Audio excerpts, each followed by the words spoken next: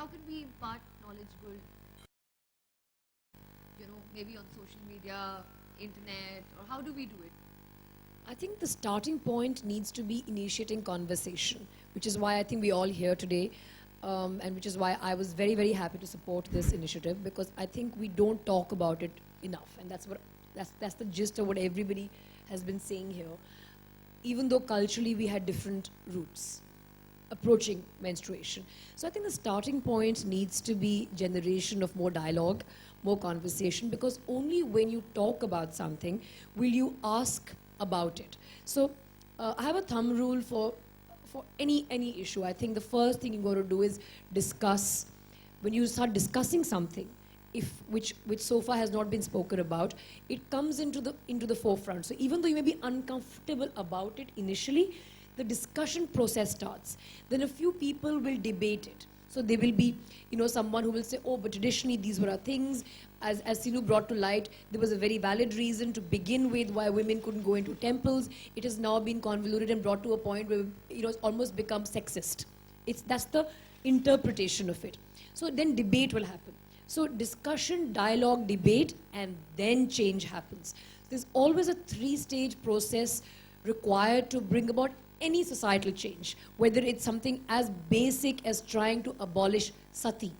We required a law to stop people from burning women when their husbands died. Women were doing it voluntarily as well, but a law was required to actually stop sati by the British. So logically, the precursor to that law was people like Raja Ram Mohan Roy, Dayanand Saraswati, who spoke about the need to challenge these norms. So the first step is always discussion, discourse, dialogue, debate. Only once these 3 steps have been, it's a natural anthropological evolutionary cycle in any society with any issue. So when an issue needs to be taken out from the back, brought into the front, there is a life cycle like a butterfly has to go through for it to finally be free. And that is initiated through discussions like this. We have discussions, we have debates, we have discourse, and finally comes awareness, and then comes change. So we are sitting at a point where there is aggressive intervention by brands like Stay Free that are pushing the envelope. So that's where aggressive intervention comes and disrupts the natural process of change. So disruption is a very popular word for those of you who are in the tech business. I'm an entrepreneur, I have a tech startup. So the more disruptive you are in the current environment, the quicker your rate of acceleration of change is. So when brands come forward to do aggressive intervention is when you can accelerate the process of change and disrupt the normal cycle of dialogue, debate, discussion, and then change. So they become catalysts for change, so to speak. So of course it will still take time, but this intervention that they're doing, and how we are all part of this, and our friends in the media will use the power of their pen to put the might behind this action, is when change will actually happen. And it is a process, again, anthropologically, any change in society needs 3 generations.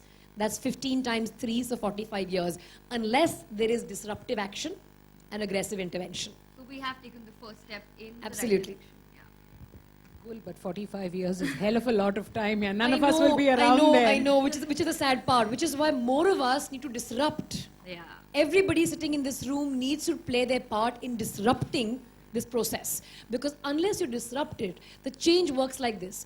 First generation becomes aware. It then passes on that value system. And this is not just about menstruation or about sex education. It's about any change which challenges societal conditioning. So the first generation becomes aware, they ask, may not agree with the change. The next generation, their children, 15 years, of course, hopefully we're not giving birth to 15 years, but from an anthropological, sociological perspective, 15 years is considered a generation. The next generation begins to understand why the first generation was discussing and debating this, and the third generation is actually neutral and ready to adopt the change. So the third generation is where the benefit of the change will come. So let's say 30 years. I mean, 15, that 15 we can play with, but we have to disrupt the process and aggressively intervene to accelerate that change.